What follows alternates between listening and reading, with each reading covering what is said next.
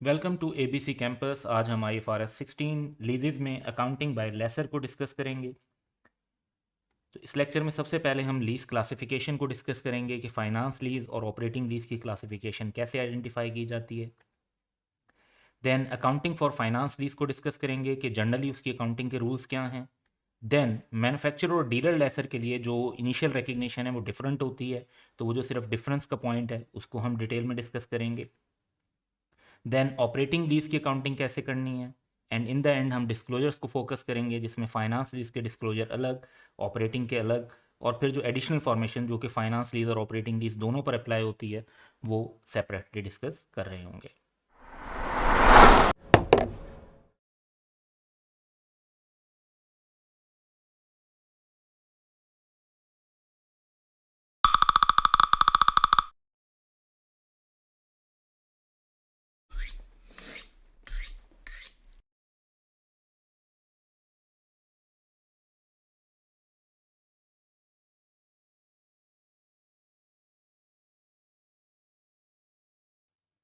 सो lease classification में हमने requirement IFRS 16 की देखनी है कि ये लाजमी है कि एक लेसर क्लासिफाई करे हर लीज को एज इधर एन ऑपरेटिंग लीज और अ फाइनेंस लीज। डेफिनेशंस इनकी हमने ऑलरेडी पढ़ी थी, जिनके मुताबिक फाइनेंस लीज ऐसी लीज होती है जिसमें it transfer substantially all the risk and reward incidental to ownership of an underlying asset to the lessee. यानी जो ऐसे रिस्क एंड रिवार्ड हैं जो टिपिकली एक ऑनर के होते हैं, अगर वो रिस्क एंड रिवार्ड लेसी को ट्रांसफर हो जाएंगे, यानी फायदा होगा तो लेसी का होगा, नुकसान होगा तो लेसी का होगा, जैसे एक ऑनर के होता है एक एसेट से रिलेटेड, तो फिर हम उसको फाइनेंस लीज कंसीडर करेंगे। और अगर ये रिस्क एंड रिवार्ड ट्रांसफर नहीं होते तो फिर उसको ऑपरेटिंग लीज कंसीडर करेंगे। टाइमिंग ऑफ री क्लासिफिकेशन एंड रीअसेसमेंट। तो लीज क्लासिफिकेशन जो है ये इंसेप्शन डेट पर की जाती है, यानी जब एग्रीमेंट फाइनलाइज होता है, principal terms and condition decide हो जाती हैं, और इसको रीसेस सिर्फ तब किया जाता है अगर लीज मॉडिफिकेशन हो। लीज मॉडिफिकेशन जो है वो बेसिक लेवल के सिलेबस का पार्ट नहीं होती, इसको हम अपनी किसी एडवांस वीडियो के अंदर इन फ्यूचर डिस्कस कर रहे होंगे। क्लासिफिकेशन कुछ सिचुएशन में चेंज नहीं की जाती। फॉर एग्जांपल अगर एस्टीमेट का चेंज हो, अगर एसेट की इकोनॉमिक लाइफ का एस्टीमेट चेंज हो गया है, उसकी रेजिडुअल वैल्यू का एस्टीमेट चेंज हो गया है, तो इसकी वजह से क्लासिफिकेशन को चेंज नहीं किया जाएगा। इसी तरह अगर सर्कमस्टांसिस में चेंज आ जाता है, जैसे लेसी से पहले ये एक्सपेक्टेड था कि वो टाइम पर पेमेंट करते रहेंगे लेकिन उन्होंने डिफ़ॉल्ट कर दिया पेमेंट में, तो इसकी वजह से भी हम अपनी लीज क्लासिफिकेशन को चेंज नहीं करेंगे, और जैसे उसकी क्लासिफिकेशन के मुताबिक अकाउंटिंग चल रही है उसी को फॉलो करेंगे।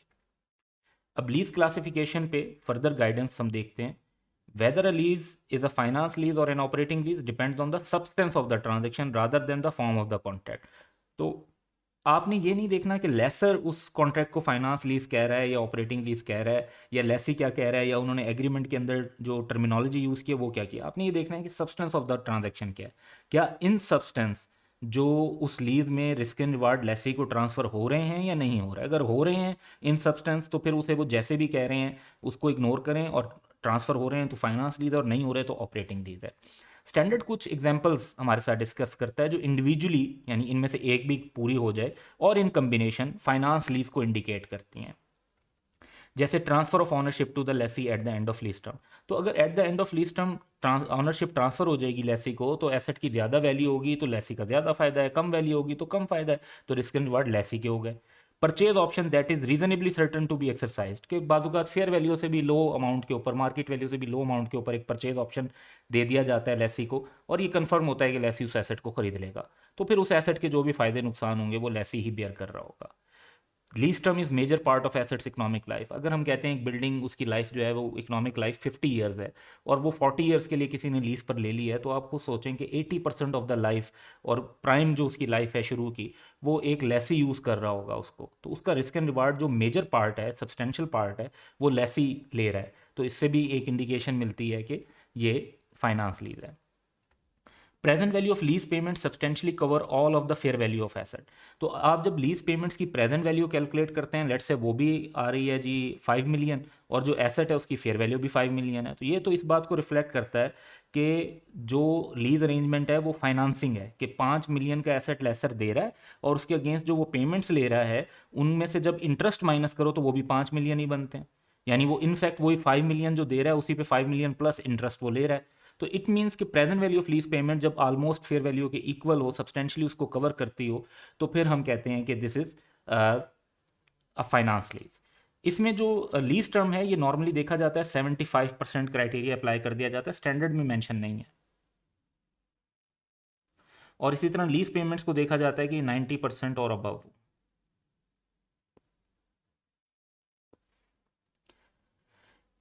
और या लीज एसेट ऐसी स्पेशलाइज्ड नेचर का है कि सिर्फ लेसी ही उसे यूज़ कर सकता है विदाउट मेजर मॉडिफिकेशन। हम कहते हैं कि जी एक बहुत ही कस्टमाइज्ड किस्म की मशीन इंपोर्ट की गई है, वो हमने पाकिस्तान में एक लेसी को दी है और वो लेसी ही उसको यूज़ कर सकता है। अगर वो लीज़ ख़त्म होगी तो फिर हम वो किसी और को एसेट जो है ना लीज़ पर नहीं दे सकते हैं, ना खुद यूज़ कर सकते हैं, अनलेस कि हम उसकी कोई बहुत ही ज़्यादा कॉस्ट लगा के मेजर मॉडिफिकेशन करें, तो फिर वो अदरवाइज़ यूज़ हो सकता है, वरना वो लेसी को ही देना पड़ेगा दोबारा भी लीज़ पर या उसी को बेचना पड़ेगा। तो ये एग्जाम्पल्स जो हैं ये इंडिकेट करती हैं कि इनमें से एक भी मीट हो रही हो कि ये फाइनेंस लीज है। लेकिन आपने इस बात को जहन में रखना है कि ये कोई हमेशा कंक्लूसिव फैक्टर्स नहीं होते। अगर आपके पास कोई ऐसी अल्टरनेटिव इंफॉर्मेशन मौजूद है जिससे आपको ये पता चल रहा है कि जो लीज है वो बाय इट्स नेचर जो है फाइनेंस लीज नहीं है, तो इन एग्जांपल्स को आप इग्नोर कर सकते हैं। ये एग्जांपल्स जो हैं आपके लिए एक इंडिकेटिव क्राइटेरिया तो हैं, लेकिन कंक्लूसिव क्राइटेरिया नहीं है। इसी तरह के एग्जांपल्स की तरह कुछ फर्दर इंडिकेटर्स भी स्टैंडर्ड में मेंशन है जो कि इंडिविजुअली और इन कम्बिनेशन फाइनेंस लीज को की तरफ इंडिकेशन करते हैं। फॉर एग्जांपल हम कहते हैं कि अगर लीज कैंसिल हुई तो जो लेसर को लॉस होगा वो लेसी बेयर करेगा। जब नुकसान जो होना है वो लेसी को होना है तो रिस्क एंड रिवार्ड किसके हो गए, लेसी के हो गए। इसी तरह हम कहते हैं कि अगर एसेट की फेयर वैल्यू में जो चेंजेस आएंगे उनका गेन और लॉस लेसी को होगा। एक ऑनर को ही ये फर्क पड़ता है, अगर आपके पास एक एसेट है उसकी वैल्यू बढ़ती है तो आपका गेन है, वैल्यू कम होती है तो आपका लॉस है। तो यही गेन और लॉस अगर लेसी बेयर कर रहा है तो ये फाइनेंस लीज की डेफिनेशन मीट हो रही है। Lessee has the ability to continue the lease for secondary period at a rent that is substantially lower than market rent।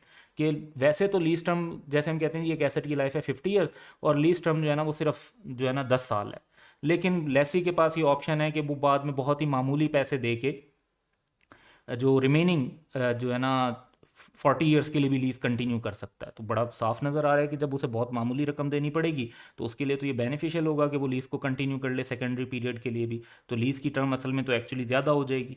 तो ये भी इंडिकेटर है कि ये फिर फाइनेंस लीज है। वंस अगेन ये कंक्लूसिव फैक्टर्स नहीं है, ये इंडिकेटिव फैक्टर्स हैं, तो जनरली आप इनको अप्लाई कर देंगे और इनकी बेस पर फाइनेंस लीज क्लासिफिकेशन कर लेंगे। लेकिन अगर कोई स्पेसिफिक आपको कॉन्ट्रेरी इंफॉर्मेशन किसी क्वेश्चन के अंदर किसी सिचुएशन के अंदर नजर आए तो फिर आपको रिस्क एंड रिवार्ड को स्पेसिफिकली इवेल्युएट करना चाहिए। अब एक एग्जांपल कर लेते हैं ताकि इन कॉन्सेप्ट्स को इंप्लीमेंट कर सकें। तो you are required to advise regarding classification of these leases. E limited acquired a special customized engine. The engine can only be used by E limited unless substantial modifications are made to the engine. So ये indication meet हो रही है, which means के it would be a finance lease.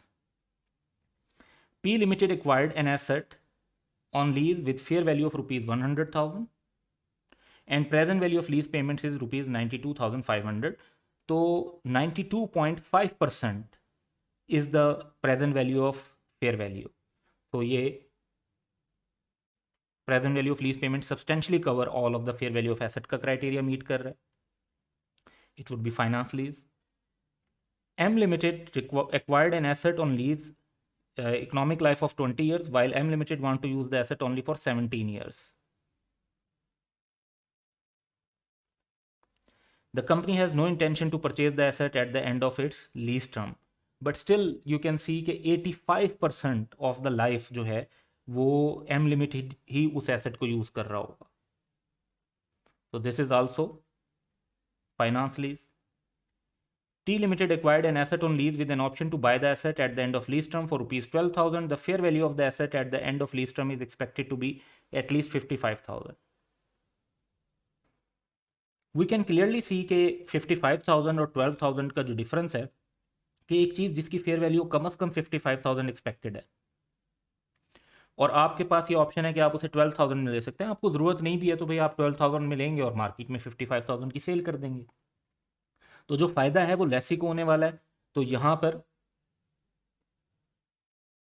Purchase option जो कि reasonably certain है कि exercise होगा वो अप्लाई हो रहा है। So that would be finance lease as well. तो अगर कोई भी इंडिकेटर इनमें से ना मिल रहा हो तो then you can say that it is a operating lease. Finance lease अगर हो तो उसकी अकाउंटिंग कैसे करनी है एक लेसर ने, तो जनरल रूल्स को हम पहले डिस्कस करेंगे जो कि बहुत स्ट्रेट फॉरवर्ड है। At commencement date of lease आप डेबिट करेंगे नेट इन्वेस्टमेंट इन लीज को। अब नेट इन्वेस्टमेंट इन लीज कितने से डेबिट होती है, ये बड़ी स्ट्रेट फॉरवर्ड है, हमने पहले डेफिनेशन में कवर किया है कि नेट इन्वेस्टमेंट इन लीज होती है present value of gross investment, और ग्रॉस इन्वेस्टमेंट होती है lease payments plus unguaranteed residual value. तो लीज पेमेंट्स की प्रेजेंट वैल्यू ले लें, अनगारंटेड रेजिडुअल वैल्यू की प्रेजेंट वैल्यू ले लें, दोनों को ऐड करें तो नेट इन्वेस्टमेंट इन लीज है, तो उतने पे ही आपने डेबिट करना है। फिर आप क्रेडिट करेंगे एसेट को या बैंक को, अगर आप एलएससी को एसेट लेने के लिए पैसे दे रहे हैं कहीं तो आप बैंक को क्रेडिट कर दें, अदरवाइज अगर आप एसेट दे रहे हैं तो एसेट को क्रेडिट कर दें। एसेट अपनी फेयर वैल्यू पे क्रेडिट होगा, और अगर आपके पास asset already different book value पे रिप्रेजेंट हो रहा है तो डिफरेंस जो होता है वो गेन और लॉस के तौर पे रिकग्नाइज हो सकता है। और अमाउंट पेड फॉर एक्विजिशन, तो फेयर वैल्यू पर एसेट को रिकॉर्ड कर लेंगे, या अगर आपने कोई अमाउंट डायरेक्ट पे किया है एसेट लेसी को दिलवाने के लिए तो वो जितनी अमाउंट पे किया उतने से बैंक क्रेडिट हो जाएगा। इनिशियल डायरेक्ट कॉस्ट जो आप पे करते हैं वो भी पे कर दी हैं तो बैंक क्रेडिट, और पे नहीं की तो एक्रूवल आप रिकॉर्ड कर लेंगे। तो इनिशियल एंट्री ये है। इसके बाद बड़े स्ट्रेट फॉरवर्ड है कि नेट इन्वेस्टमेंट इन लीज, जब भी इंटरेस्ट एक्रू होगा तो आप इंटरेस्ट इनकम रिकॉर्ड करेंगे, और इंटरेस्ट इनकम रिकॉर्ड करने से नेट इन्वेस्टमेंट इन लीज आपकी बढ़ जाएगी। नेट इन्वेस्टमेंट का कॉन्सेप्ट आपने एक रिसीवेबल के तौर पे लेना है। तो आपने एक रिसीवेबल डेबिट किया जब आपने एक लीज पर किसी को एसेट और इनिशियल डायरेक्ट कॉस्ट लगाई, आपने इन्वेस्टमेंट लगाई, वो पैसे आपने लेने हैं। जब जब आप इंटरेस्ट अर्न करेंगे तो आपका रिसीवेबल बढ़ जाएगा, और जब जब आपको पैसे मिलेंगे तो आपका रिसीवेबल उतने से कम हो जाएगा। तो bank debit and net investment in lease credit, that's all. तो हर रिसीट पर आप bank debit net investment in lease credit करेंगे, और हर मरतबा इंटरेस्ट जब एक्रू होगा तो net investment in lease debit और इंटरेस्ट इनकम क्रेडिट हो जाएगी। नेट इन्वेस्टमेंट इन लीज को आप प्रेजेंट करते हैं स्टेटमेंट ऑफ फाइनेंशियल पोजीशन पे, जिसको फिर करंट एसेट और नॉन करंट एसेट के अंदर सेपरेट कर दिया जाता है। सेम शेड्यूल्स जो हम लेसी के लिए अप्लाई कर रहे होते हैं, पेमेंट इन एरियर्स और पेमेंट इन एडवांस, वही हम इसमें भी अप्लाई करेंगे जो हमने अपनी प्रीवियस वीडियो के अंदर कवर किए थे। लीज शेड्यूल सिमिलरली यानी लेसी की तरह ही आपने प्रिपेयर करना है, और वैसे ही करंट और नॉन करंट के लिए अप्लाई करना है।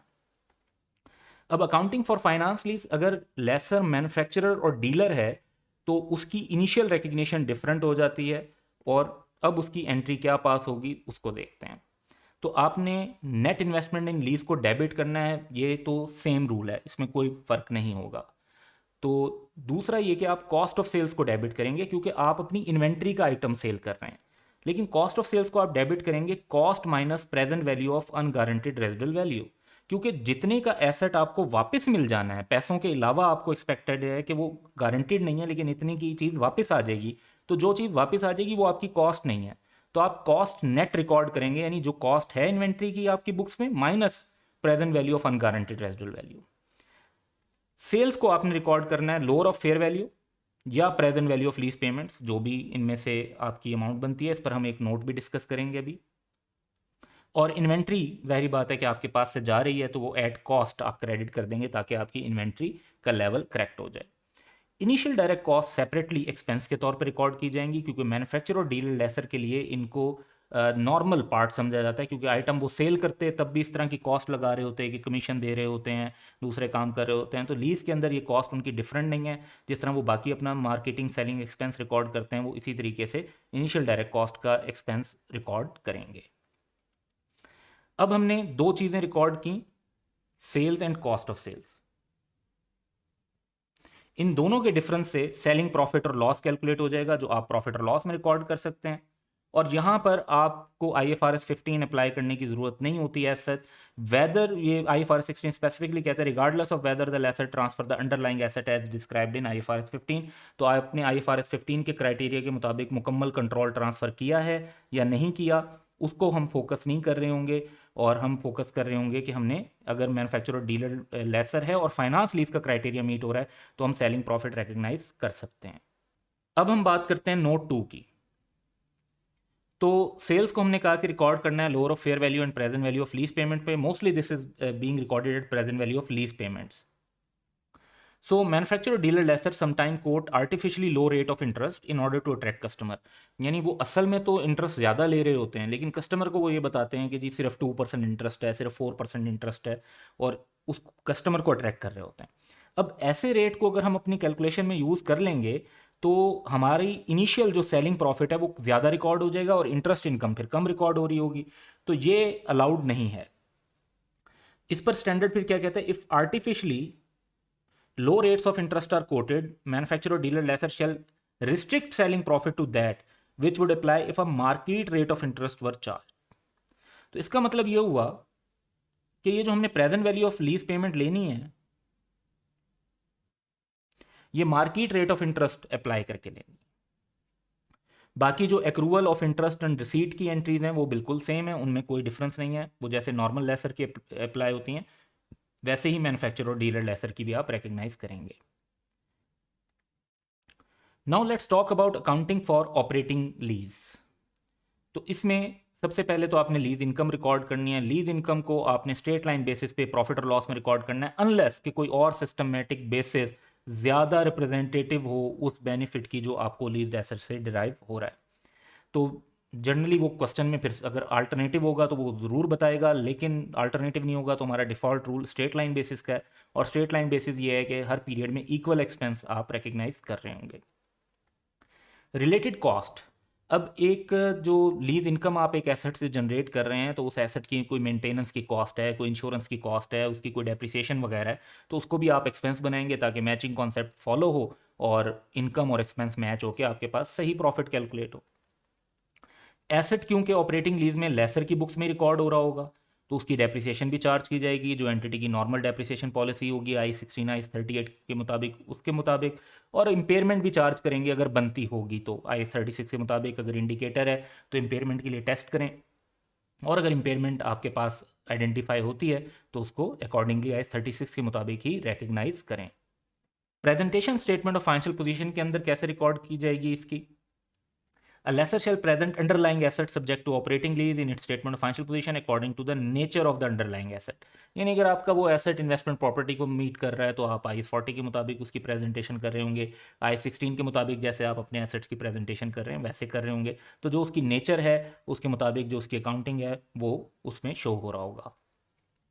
इनिशियल डायरेक्ट कॉस्ट अगर एक लेसर लगाता है ऑपरेटिंग लीज में तो उसको एसेट की कैरिंग अमाउंट में ऐड किया जाता है, लेकिन इनकी डेप्रिसिएशन एक सेपरेट कंपोनेंट के तौर पर की जाती है, तो इनको एक्सपेंस रिकग्नाइज किया जाता है over the lease term on the same basis as the lease income. तो अगर आप लीज इनकम को स्ट्रेट लाइन बेसिस पर रिकॉर्ड कर रहे हैं तो फिर आप इनिशियल डायरेक्ट कॉस्ट को भी स्ट्रेट लाइन बेसिस पर रिकग्नाइज कर रहे होंगे, और अदरवाइज जो अगर आप डिफरेंट मेथड यूज़ कर रहे हैं तो लीज इनकम को रिकॉर्ड करने के लिए तो फिर इसको भी डिफरेंट मेथड पे करेंगे।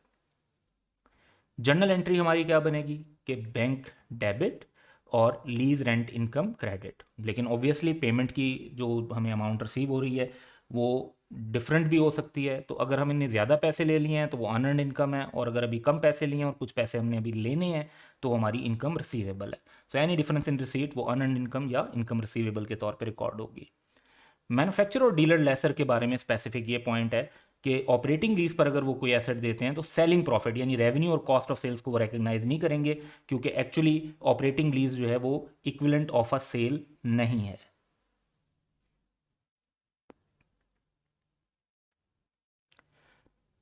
अब हम डिस्क्लोजर की बात करते हैं।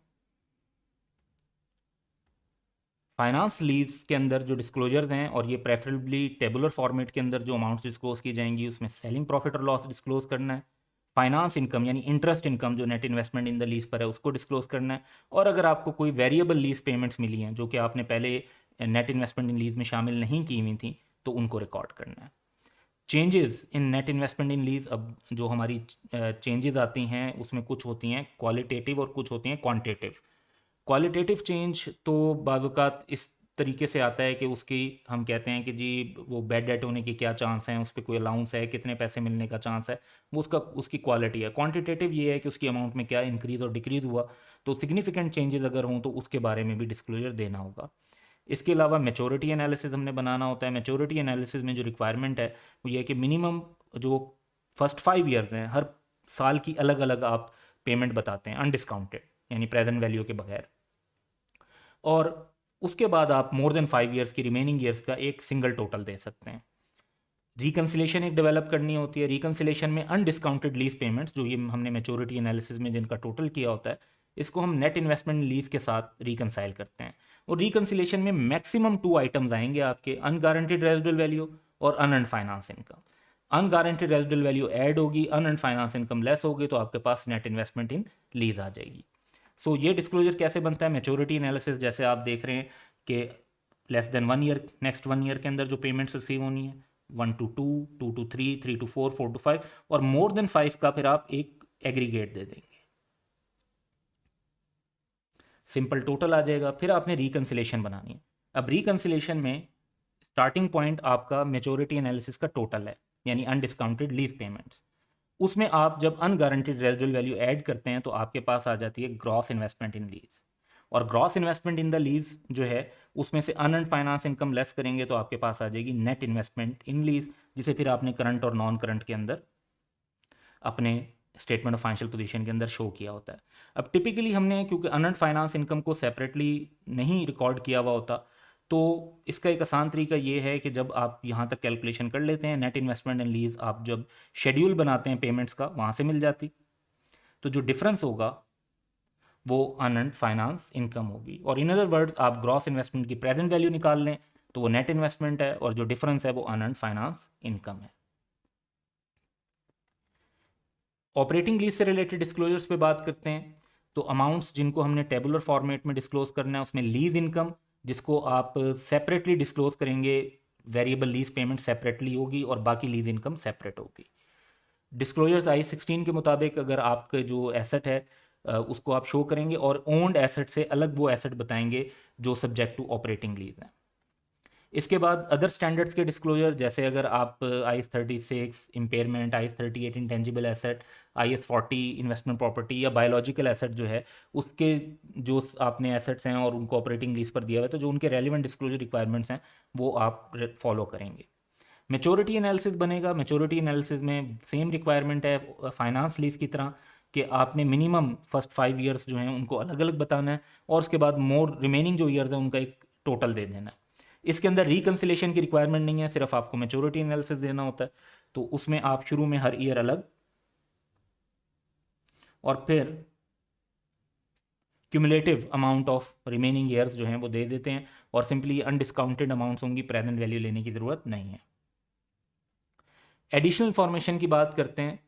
तो एडिशनल इन्फॉर्मेशन जो लेसर को डिस्क्लोज करनी है, ये क्वालिटेटिव और क्वांटिटेटिव दोनों एंगल से है, और ये लिमिटेड इन्फॉर्मेशन नहीं है। लाइक ये तो मिनिमम देना है। अगर आप समझते हैं कि कोई और इन्फॉर्मेशन भी जो है वो इंक्लूडेड की जाए, तो फिर यूज़र्स को बेहतर अंडरस्टैंडिंग मिलेगी फाइनेंशियल पोजीशन, फाइनेंशियल परफॉर्मेंस पे लीज के इम्पैक्ट्स की, तो वो भी दे दें। तो nature of lessors leasing activities, भाई किस टाइप की लीजिंग एक्टिविटीज़ के अंदर वो इन्वॉल्व हैं। प्लांट एंड मशीनरी को डील करते हैं, वाइड वैरायटी में करते हैं, स्मॉल जो आइटम्स की डील करते हैं, तो किस तरह की लीजिंग को देख रहे हैं। और सबसे इंपॉर्टेंट ये कि उनके रिस्क मैनेजमेंट के मामलात क्या है, ख़ासतौर पे जो उनके अंडरलाइंग एसेट्स के अंदर राइट्स जो वो रिटेन करते हैं, उनसे रिलेटेड उनके क्या रिस्क एसोसिएटेड हैं और उनकी उससे रिलेटेड क्या स्ट्रेटेजी है। ये जो डिस्क्लोजर्स हैं ये फाइनेंस लीज और ऑपरेटिंग लीज दोनों पर अप्लाई होते हैं, और प्रीवियसली जो हमने डिस्कस किए थे वो सेपरेटली फाइनेंस लीज और ऑपरेटिंग लीज के लिए किए थे।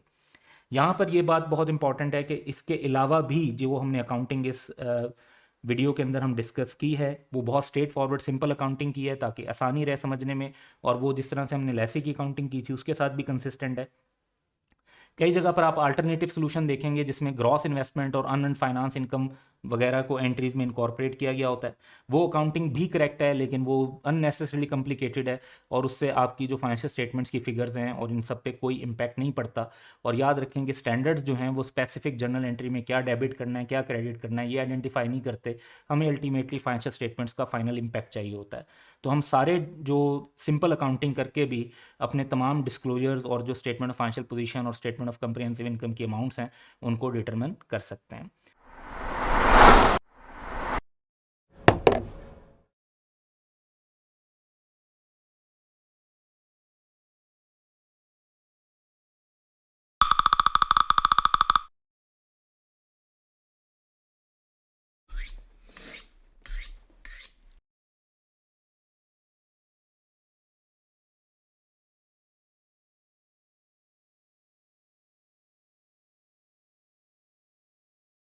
Welcome to ABC campus. आज हम IFRS 16 लीजेज में एक प्रैक्टिस क्वेश्चन कर रहे हैं जिसका टाइटल है शुएब लीजिंग लिमिटेड। तो क्वेश्चन का डाटा है कि Shoaib Leasing Limited the lessor has entered into a 3-year agreement with Sarfaraz Limited the lessee to lease a machine with an expected useful life of 4 years। The cost of machine is 2.1 million। The following information relating to lease transaction is available. Date of commencement July 1, 2016 है। The lease contains a purchase bargain option at rupees 100,000. At the end of lease term, the value of machine will be rupees 300,000। तो इसका मतलब है कि reasonably certain है कि ये option exercise हो जाएगा और इसे भी हम अपनी लीज पेमेंट्स के अंदर इंक्लूड करेंगे। Lease installment of rupees 860,000 are payable annually in arrears on June 30। तो जो हम शेड्यूल बनाएंगे पेमेंट का वो फिर इन एरियर्स का बनाएंगे। इम्प्लिसिट रेट इज 12.9972%, तो अप्रॉक्सीमेटली 13% का इम्प्लिसिट रेट है।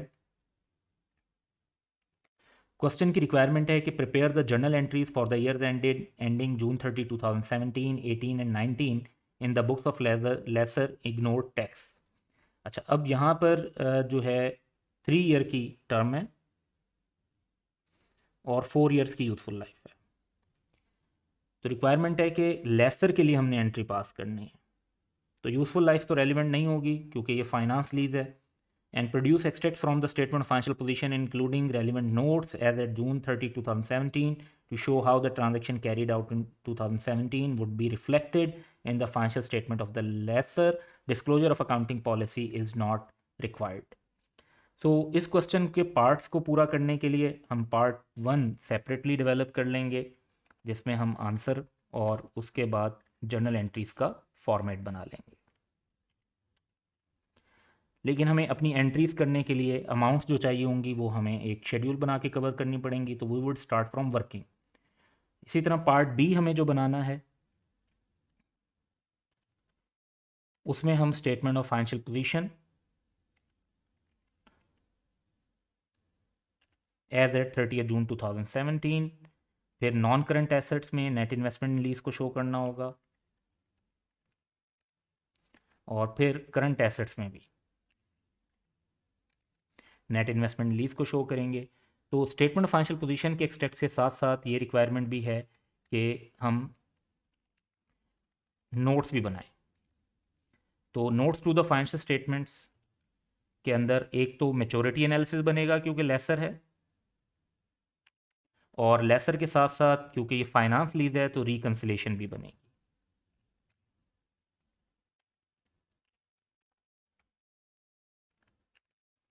तो हमने अपना फॉर्मेट बना लिया है और इसके बाद हम वर्किंग की तरफ चलते हैं। तो lease schedule payment in arrears का बनाना है क्योंकि पेमेंट 30 जून को हो रही है।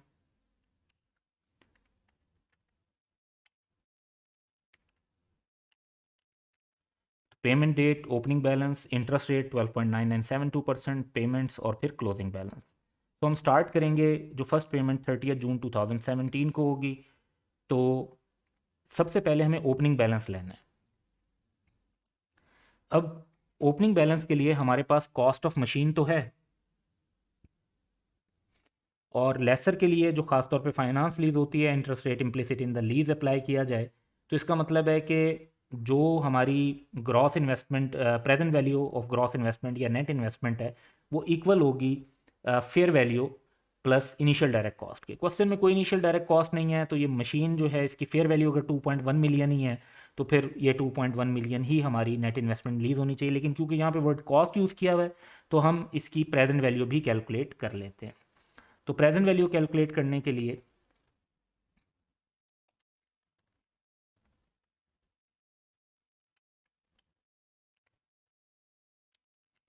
हम एक वर्किंग बना लेते हैं, receipts, cash flows, present value या एन्यूटी फैक्टर, और फिर फाइनली हमारे पास प्रेजेंट वैल्यू आ जाएगी। तो सबसे पहले हम लेंगे एनुअल रेंटल्स। 860,000 के एनुअल रेंटल्स बताए हुए हैं, ईयर एंड पर हैं, 3 साल की लीज टर्म है। तो एन्यूटी फैक्टर का फार्मूला अप्लाई कर लेंगे जिससे हमारे पास इसका रेलिवेंट फैक्टर आ जाएगा और उसको मल्टीप्लाई करेंगे कैश फ्लो के साथ तो हमारे पास प्रेजेंट वैल्यू आ जाएगी। देन हमें परचेज ऑप्शन की वैल्यू लेनी है। तो कैश फ्लोज हमारे पास जो परचेज ऑप्शन है वो 100,000 में दिया हुआ है, और इसके ऊपर हम सिंपली पीवी फैक्टर अप्लाई करेंगे। तो 1 प्लस इंटरेस्ट रेट कंबाइन का रेस टू पावर -3 3 ईयर्स में, तो ये हमारे पास प्रेजेंट वैल्यू में 69310 आ जाएगा। So that gives us a total of 2.1 million. तो जो कॉस्ट है वो ही हमारी नेट इन्वेस्टमेंट इन लीज की वैल्यू है, इसी वैल्यू से हम स्टार्ट करेंगे। इस पर हम इंटरेस्ट का रेट अप्लाई करेंगे, तो हमारे पास इंटरेस्ट आ जाता है 272,940। 860,000 की पेमेंट लेस कर देंगे तो will get closing balance of 151,2940। क्योंकि जर्नल एंट्रीज हमें सारे सालों की पास करनी है, तो हमें डाटा पूरे सालों का चाहिए, तो हम पूरी का पूरा शेड्यूल बना लेते हैं। नेक्स्ट पेमेंट हमारी 30 जून 2018 को होगी। ओपनिंग बैलेंस प्रीवियस ईयर के क्लोजिंग बैलेंस के इक्वल होगा। इस पर इंटरेस्ट अप्लाई करेंगे, 860,000 की पेमेंट रिकॉर्ड करेंगे, इंटरेस्ट को ऐड करेंगे ओपनिंग बैलेंस में, पेमेंट को लेस करेंगे, तो हमारे पास क्लोजिंग बैलेंस आ जाएगा जो नेक्स्ट ईयर का ओपनिंग बैलेंस बन जाएगा। नेक्स्ट पेमेंट हमारी 30 जून 2019 को हो रही है। इस पर हम जब इंटरेस्ट अप्लाई करेंगे दैट वुड बी 110,421। 860,000 की पेमेंट रिकॉर्ड करेंगे, लेकिन 2019 के एंड पे क्योंकि परचेज ऑप्शन भी है तो एक और पेमेंट 100,000 की भी रिकॉर्ड होगी, और फिर हमारे पास जो वैल्यू है वो ज़ीरो बच जाएगी। तो अगर आप ओपनिंग में इंटरेस्ट ऐड करें और दोनों पेमेंट्स को लेस करें, यू वुड गेट ज़ीरो। तो ये interest rate implicit in the lease को भी रिफ्लेक्ट करता है। तो ये कैलकुलेशन करने के बाद अब हम चलते हैं अपनी एंट्रीज की तरफ। तो सबसे पहले हमने नेट इन्वेस्टमेंट लीज 2.1 मिलियन पे रिकॉर्ड करनी है। सो 1 जुलाई 2016 को जब लीज शुरू हुई तो हम net investment in lease record करेंगे 2.1 मिलियन की, और एट द सेम टाइम हमने मशीन दी या उसके इक्वल पेमेंट की, तो मशीन क्रेडिट कर देंगे, एसेट को क्रेडिट कर देंगे 2.1 मिलियन से, और ये हमारी फर्स्ट एंट्री हो जाएगी। नेक्स्ट स्टेप जो हमारा होगा वो ये होगा कि अब हम इस लीज से रिलेटेड जो चेंजेस आई हैं उनको रिकॉर्ड करें। सो हमारे फर्स्ट ईयर में इंटरेस्ट है 272,940 और पेमेंट है 860,000 की। इंटरेस्ट की वजह से हमारा नेट इन्वेस्टमेंट का रिसीवेबल बढ़ जाएगा और पेमेंट की वजह से कम हो जाएगा, तो ये इंटरेस्ट और पेमेंट की दो एंट्रीज बनेंगी। तो सबसे पहले हम जो इंटरेस्ट है उसकी एंट्री रिकॉर्ड कर लेते हैं। 30 जून को जब ईयर एंड होगा तो तब हम इंटरेस्ट को एक्रू करेंगे 272,940 से। सेम टाइम पर हमें अपनी फाइनेंस इनकम प्रॉफिट और लॉस में रिकॉर्ड कर लेनी चाहिए, और उसके बाद नेक्स्ट एंट्री हम पेमेंट की रिकॉर्ड करेंगे। पेमेंट भी क्योंकि 30 जून ईयर एंड पर हो रही है तो पेमेंट का मतलब है फॉर लेसर के उसे रिसीट हो रही है, तो बैंक को डेबिट करेंगे और क्रेडिट करेंगे नेट इन्वेस्टमेंट लीज को, क्योंकि इतने से हमारा रिसीवेबल कम हो जाएगा। तो इस तरह से हमारी 2017 की जो एंट्रीज हैं वो कंप्लीट हो जाएंगी। अब हम नेक्स्ट ईयर की तरफ चलते हैं। नेक्स्ट ईयर में वंस अगेन हमें इंटरेस्ट और पेमेंट की दो एंट्रीज को रिकॉर्ड करना है, तो इनको रिकॉर्ड कर लेते हैं।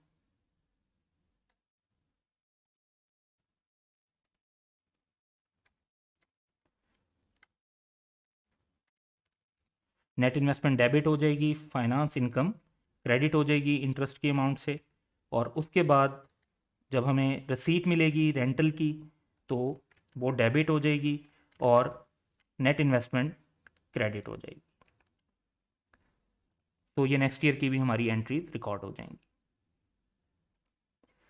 इससे नेक्स्ट ईयर में जाते हैं तो हमें 110,421 का इंटरेस्ट इनकम रिकॉर्ड करना है, और टोटल 960,000 हमें रिसीव होगा। इनको एक कंबाइन एंट्री में भी रिकॉर्ड कर सकते हैं और आप, और सेपरेट एंट्री में भी रिकॉर्ड कर सकते हैं। हम सेपरेट एंट्री पास कर रहे हैं, आप इसकी कंबाइन एंट्री भी पास कर सकते हैं।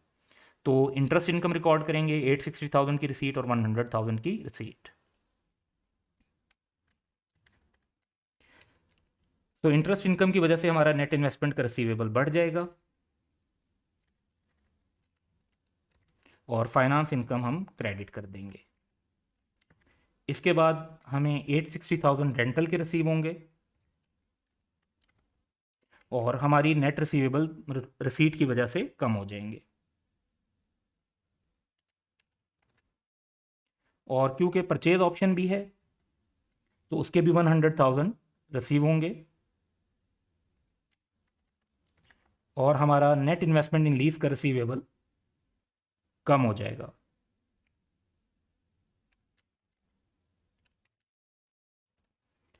सो इस तरह से हमारी जो फर्स्ट रिक्वायरमेंट थी कि हमने 2017 की जर्नल एंट्रीज पास करनी है, 2018 की पास करनी है और 2019 की करनी है, तो वो कंप्लीट हो जाती हैं।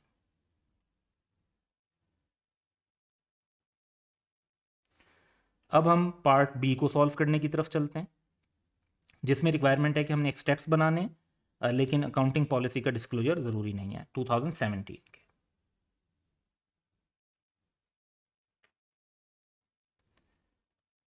सो फाइनेंशियल स्टेटमेंट में हमें 2017 के लिए non current asset in the lease को रिफ्लेक्ट करना है, तो वर्किंग की तरफ चलते हैं दोबारा। 2017 के एंड पर जो हमारा क्लोजिंग बैलेंस है दैट इज़ 1512940, लेकिन ये टोटल लाइबिलिटी का बैलेंस है, हमें जो शो करना है वो नॉन करंट शो करना है। तो जो एक साल के बाद हमारा बैलेंस बच जाएगा वो हमारा नॉन करंट बैलेंस होगा 849579। इसको हम अपनी फाइनेंशियल स्टेटमेंट के अंदर रिफ्लेक्ट कर देंगे। करंट एसेट की वैल्यू, हमारा जो क्लोजिंग बैलेंस है और जो नॉन करंट है, इन दोनों के डिफरेंस से हमें अमाउंट पता चल सकती है, जो अमाउंट हमारी करंट में शो होनी चाहिए। तो इन दोनों अमाउंट का डिफरेंस हम लेंगे और इनके डिफरेंस से हमें अपनी करंट एसेट के तौर पे नेट इन्वेस्टमेंट लीज की वैल्यू पता चल जाएगी।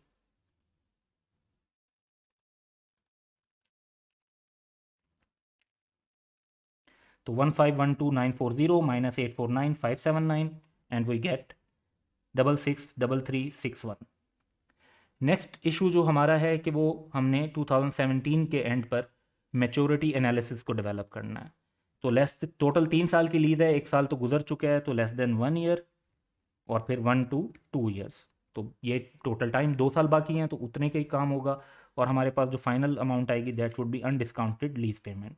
तो नेक्स्ट 1 ईयर के अंदर हमें जो पैसे रिसीव हो रहे होंगे वो हैं 860,000, एक रेंटल मिलेगा, और उससे नेक्स्ट ईयर में हमें 860,000 और बारगेन परचेज ऑप्शन के भी 100,000 रिसीव होंगे, तो टोटल वुड बी 960,000। इसका हम टोटल कर लेते हैं, तो 1820,000 हमें रिसीव हो रहे होंगे। अब क्योंकि ये फाइनेंस लीज है तो रिकन्सिलेशन भी बनेगी। रिकन्सिलेशन के अंदर हम फर्स्ट पॉइंट तो वही लेंगे जो हमने मैच्योरिटी एनालिसिस का फाइनल टोटल लिया है, या जो कि ग्रॉस इन्वेस्टमेंट के भी इक्वल होगा, क्योंकि इसमें अनगारंटेड रेजिडुअल वैल्यू नहीं है। So it would be simply 1820,000। उसके बाद हमारे पास नेट इन्वेस्टमेंट इन लीज की वैल्यू है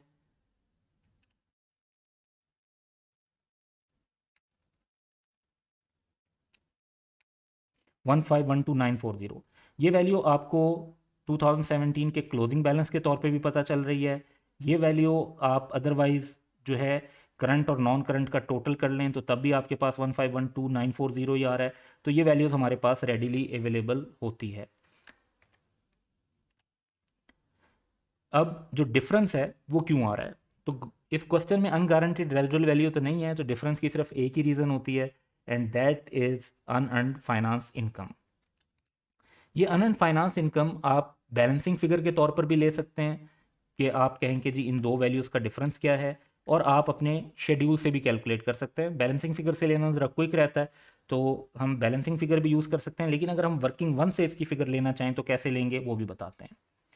तो नेक्स्ट 2 ईयर्स का जो आपका इंटरेस्ट है वो अनअर्न्ड फाइनेंस इनकम है, जो साल गुजर चुका है उसकी इनकम अर्नड है, और जो फ्यूचर ईयर्स का इंटरेस्ट है वो आपका अनअर्नड है। तो इन दोनों का जब आप टोटल करते हैं 2018 एंड 19 के इंटरेस्ट का, तो दैट इज़ बेसिकली 307060। तो इसको आप मेंशन कर देंगे, तो हमारा रिकन्सिलेशन भी डेवलप हो जाएगी। तो क्वेश्चन की सेकंड रिक्वायरमेंट थी कि हम एक्सट्रैक्ट्स बनाएं, उसमें हमने मैच्योरिटी एनालिसिस और रिकन्सिलेशन भी बना ली।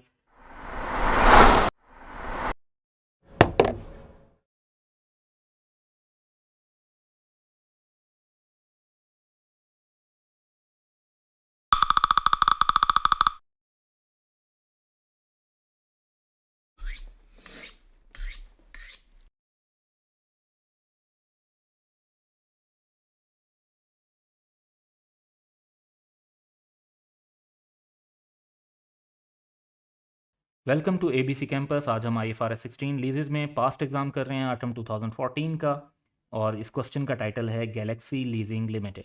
क्वेश्चन का डाटा ये है कि Galaxy Leasing Limited GLL has leased certain equipment to Dairy Products Limited on 1st July 2013. In this respect, the following information is available. Cost of equipment 28.69 दी हुई है. Amount receive जो हो रही है 1 जुलाई 2013 को ये 3 की गिवन है. 4 एनुअल इंस्टॉलमेंट्स जो पेबल हैं इन एरियर्स वो 30 जून को 7.8 की दी हुई हैं. तो 4 ईयर की लीज टर्म है. Guaranteed residual value on expiry of the lease 5 की दी हुई है. Useful life of equipment estimated है 5 ईयर्स पर, लेकिन क्योंकि लीज टर्म 4 ईयर्स है तो हम इसी को फॉलो करेंगे. और rate of interest implicit in the lease 14% है. तो क्वेश्चन के अंदर हमें जो इक्विपमेंट की कॉस्ट दी हुई है यही हमारी initial net investment in lease होगी. और रिक्वायरमेंट है कि prepare accounting entries for the year ended 30 June 2014 in the books of GLL to record the transaction related to the above lease arrangement in accordance with the requirement of IFRS. और prepare a note for inclusion in GLL financial statement for the year ended 30 June 2014 in accordance with the requirement of IFRS. तो पहले step को follow करते हैं और accounting entries की तरफ चलेंगे, लेकिन हमें सबसे पहले स्टार्ट में एक वर्किंग डेवलप कर लेनी चाहिए. तो हम 28.69 की नेट इन्वेस्टमेंट इन लीज से शुरू करेंगे. उसके बाद हमें 14% का इंटरेस्ट रेट गिवन है. फिर 4 इंस्टॉलमेंट्स जो हैं वो 7.8 की हैं. और जो एक एडवांस डिपॉजिट है वो 3 मिलियन का है. और गारंटीड रेजिडुअल वैल्यू जो ऑन एक्सपायरी ऑफ लीज है वो 5 मिलियन की. तो इन सारी पेमेंट्स को जो है अप्लाई करते हुए, और हमारी जो कैलकुलेशन है क्योंकि वो 30 जून 2014 तक की होनी है, तो अगर हम अपना शेड्यूल 2015 तक का भी बना लेंगे तो दैट वुड बी इनफ. लेकिन अगर हम जो है पूरा भी बना लें तो देयर इज़ नो इशू. उससे हमें अपने डिस्क्लोजर नोट्स को समझने में ज़्यादा मदद मिलेगी. तो पहले हम वर्किंग की तरफ चल रहे हैं. तो सबसे पहले हम वर्किंग बनाते हैं. Lease schedule payment in arrears है क्योंकि एंड पर पेमेंट होनी है. और हम शेड्यूल बना लेंगे कि payment date, opening balance, interest 14% पर, पेमेंट और क्लोजिंग बैलेंस को हम रिकॉर्ड करेंगे. तो 1 जुलाई 2013 को जब हमारी लीज शुरू हो रही है तब सबसे पहले जो कॉस्ट ऑफ इक्विपमेंट है यानी जो चीज़ हमने दी है, क्योंकि इनिशियल डायरेक्ट कॉस्ट तो कोई भी नहीं है, तो 28.69 मिलियन पर हम स्टार्ट करेंगे. इसमें अभी क्योंकि फ़ौरन जो पेमेंट एक कर दी गई है दैट इज़ ऑफ 3 मिलियन, तो इनिशियली कोई इंटरेस्ट इंक्लूड नहीं होगा. और इस पेमेंट के बाद हमारा स्टार्ट के अंदर पहले दिन ही जो बैलेंस है वो 25.69 बन जाएगा. फिर हमारी जो नेक्स्ट पेमेंट है वो ईयरली पेमेंट्स हैं. तो 30 जून 2014 को पेमेंट होगी और तब हमारा जो वो बैलेंस होगा 25.69 से लेंगे. अब हम 14% इंटरेस्ट अप्लाई करेंगे क्योंकि अब एक साल गुजर गया है हमारी नेट इन्वेस्टमेंट को. दैट वुड बी 3.60 और हमने पेमेंट की 7.80 की जो एनुअल रेंटल है, and we get closing balance of 21.49. अब हमारा जो क्लोजिंग लाइबिलिटी है 2014 की दैट इज़ 21.49, लेकिन क्योंकि हमें फाइनेंशियल स्टेटमेंट्स में एक्सट्रैक्ट्स भी बनाने होते हैं तो करंट और नॉन करंट लाइबिलिटी आइडेंटिफाई करने के लिए आप एक साल आगे तक भी जा सकते हैं. लेकिन इसमें क्वेश्चन में स्टेटमेंट ऑफ फाइनेंशियल पोजीशन के एक्सट्रैक्ट्स नहीं मांगे हुए, सिर्फ हमें डिस्क्लोजर नोट्स मांगे हुए हैं. और उसके अंदर भी हमें करंट एंड नॉन करंट को एज सच रिफ्लेक्ट करना लाजमी नहीं होता, तो हम यहाँ पर भी अपना शेड्यूल ख़त्म कर सकते हैं. लेकिन अगर हम एक साल आगे जाते हैं और opening balance would be equal to closing balance of last year, फिर 14% उस पर इंटरेस्ट लेंगे, 7.8 की पेमेंट रिकॉर्ड करेंगे तो वी गेट 16.69. तो ये हमारे लिए नॉन करंट लाइबिलिटी बन जाएगी 2014 के पर्सपेक्टिव से. अब इससे ज़्यादा हमें बनाने की ज़रूरत तो नहीं है, लेकिन जस्ट फॉर अंडरस्टैंडिंग हम मज़ीद शेड्यूल आगे बना लेते हैं. 2016 लास्ट ईयर का क्लोजिंग बैलेंस ओपनिंग बैलेंस बनेगा, इसके ऊपर हम 14% इंटरेस्ट लेंगे, पेमेंट को रिकॉर्ड करेंगे एंड क्लोजिंग लाइबिलिटी 11.23 की आ जाएगी. 2017 में ये हमारी ओपनिंग लाइबिलिटी बन जाएगी और इस पर 14% इंटरेस्ट लेंगे. 1.57, 7.8 की पेमेंट होगी और 5 की गारंटीड रेजिडुअल वैल्यू भी है. यानी लेसी की तरफ से या तो हमें 5 मिलियन का जो है एसेट मिल जाएगा या फिर इसको हमें मिलियंस कर लेना चाहिए. तो या तो हमें जो है एसेट मिल जाएगा या पेमेंट मिल जाएगी. तो 5 मिलियन की वो पेमेंट भी हम रिकॉर्ड कर लेते हैं और ये दोनों पेमेंट्स मिलने के बाद जो बैलेंस है दैट वुड बिकम ज़ीरो. तो कंप्लीट शेड्यूल इस तरीके से बन जाता है. लेकिन इसमें जो हमारी मेन रिक्वायरमेंट है वो सिर्फ 2014 के एंड तक की है. तो यहाँ तक हम फोकस कर रहे होंगे। अब हम अपने क्वेश्चंस की रिक्वायरमेंट की तरफ चलते हैं और सबसे पहले हमें पार्ट ए को फोकस करना है, अकाउंटिंग एंट्रीज पास करनी है।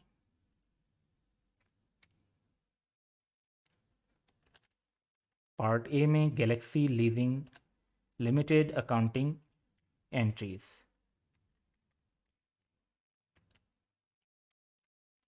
तो डेबिट क्रेडिट पर्टिकुलर्स हम लिख लेंगे। सबसे पहले 1 जुलाई 2013 जब हमारी लीजिंग शुरू हुई तो नेट इन्वेस्टमेंट लीज हम 28.69 पर रिकॉर्ड कर लेंगे, जहाँ से हमने शेड्यूल भी स्टार्ट किया। सेम अमाउंट हमने जो है उसका इक्विपमेंट दिया है या फिर पेमेंट की होगी थ्रू बैंक लेसी को एसेट एक्वायर करके देने के लिए, तो हम वो रिकॉर्ड कर लेते हैं। नेक्स्ट इशू ये होगा कि हमें 3 मिलियन रिसीव हुए हैं सेम डेट पे, यानी 1 जुलाई 2013 को 3 मिलियन रिसीव हुए हैं, इसकी एंट्री रिकॉर्ड कर लेंगे।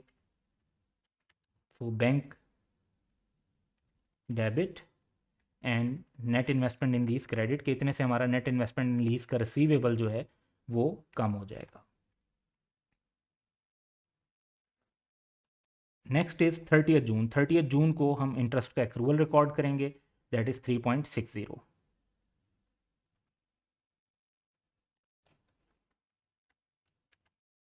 तो इंटरेस्ट की वजह से हमारी जो नेट इन्वेस्टमेंट का रिसीवेबल है वो बढ़ जाएगा और फाइनेंस इनकम हम या अपनी इंटरेस्ट इनकम को रिकॉर्ड कर लेंगे। 30 जून को ही हमें रिसीट हुई है 7.80 की, इसको भी हमें रिकॉर्ड करना है।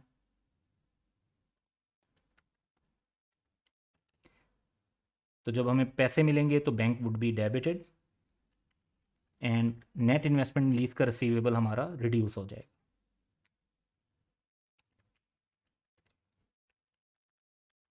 तो हमारी 4 एंट्रीज पास होंगी, इनिशियल लीज के स्टार्ट की, लीज के स्टार्ट पर पेमेंट जो रिसीव हुई, फिर इंटरेस्ट इनकम को एक्रूवल रिकॉर्ड करेंगे और फिर जो हमें फर्स्ट पेमेंट रिसीव हुई उसको रिकॉर्ड करेंगे। Now let's go to part B. Part B में हमें नोट डेवलप करना है जो फाइनेंशियल स्टेटमेंट के अंदर इंक्लूड किया जाएगा। तो हमें स्टेटमेंट ऑफ फाइनेंशियल पोजीशन या स्टेटमेंट ऑफ कम्प्रीहेंसिव इनकम बनाने की ज़रूरत नहीं है, लेकिन हमें नोट बनाना है जो फाइनेंशियल स्टेटमेंट में शो किया जाएगा। तो जो रेलिवेंट इन्फॉर्मेशन जितनी मौजूद है, क्योंकि सारी इन्फॉर्मेशन तो नहीं है, तो जितनी इन्फॉर्मेशन मौजूद है और उसकी बेस पर खास तौर पे जो हमारे क्वांटिटेटिव डिस्क्लोजर्स बन सकते हैं उनको हम डेवलप करेंगे। So part B, notes to the financial statement for the year ended 30th June 2014। तो सबसे पहला जो हमारा डिस्क्लोजर बनना है वो बनना है मैच्योरिटी एनालिसिस का। और इसमें हम देख रहे हैं कि लीज जो है वो टोटल हमारी जो है 4 इयर्स की है। तो 1 साल गुजर चुका है, तो अभी भी 3 साल बाकी हैं, तो उन 3 सालों को हमें फोकस करना होगा। तो next 1 year, next 1 to 2 year और 2 to 3 ईयर्स, जिसमें गारंटी रेजिडुअल वैल्यू भी पे हो रही होगी। सो अमाउंट्स हम रिकॉर्ड कर सकते हैं। नेक्स्ट ईयर में 7.8 रिसीट होनी है, फिर 7.8, और फिर जो हमारे पास टाइम है उसमें जो 3rd ईयर होगा उसमें 5 की हमें गारंटीड रेजिडुअल वैल्यू भी रिसीव होनी है, या कैश में या in the form of asset जो हमें बैक मिल जाएगा। तो ये टोटल बन जाएगा 12.8। तो हम टोटल कर लेते हैं। 28.4 की हमारी अनडिस्काउंटेड लीज पेमेंट्स हमारे पास आ जाएंगी। हमारा नेक्स्ट डिस्क्लोजर, क्योंकि ये फाइनेंस लीज है, तो वो होगा कि हम एक रिकन्सिलेशन डेवलप करें। रिकन्सिलेशन में हम सबसे पहली फिगर तो यही लेंगे जो हमने मैच्योरिटी एनालिसिस का फाइनल लिया है, अनडिस्काउंटेड लीज पेमेंट, और 28.4 की रिकॉर्ड करेंगे। इसे हमने रिकनसाइल करना है नेट इन्वेस्टमेंट इन लीज के साथ। नेट इन्वेस्टमेंट इन लीज बड़ी क्लियर है कि हमारे पास दैट इज़ 21.49 जो हमारा क्लोजिंग बैलेंस है। इसमें से करंट और नॉन करंट पोर्शन अलग किया जाता है, लेकिन not for the reconciliation purpose.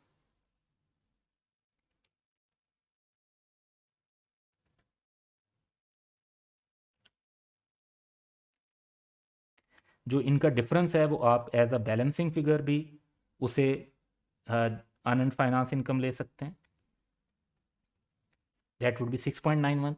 लेकिन इसको कैलकुलेट करने का एक अल्टरनेटिव वे भी है, और वो ये कि हम फ्यूचर का जो इंटरेस्ट है उसका टोटल अगर करते हैं तो that would also be 6.91। So further question में जो हमें इंफॉर्मेशन दी हुई है उसकी बेस पर हम थोड़ा सा डिस्क्लोजर नैरेटिव भी दे सकते हैं कि मिनिमम लीज पेमेंट्स जो हैं वो 14% पर हम डिस्काउंट कर रहे हैं, और रेंटल्स जो हैं वो एनुअली इन एरियर्स में पे हो रहे हैं। तो जो इन्फॉर्मेशन अवेलेबल है उसकी बेस पर ये नोट्स डेवलप किए जा सकते हैं। That's all for today. Have a good day.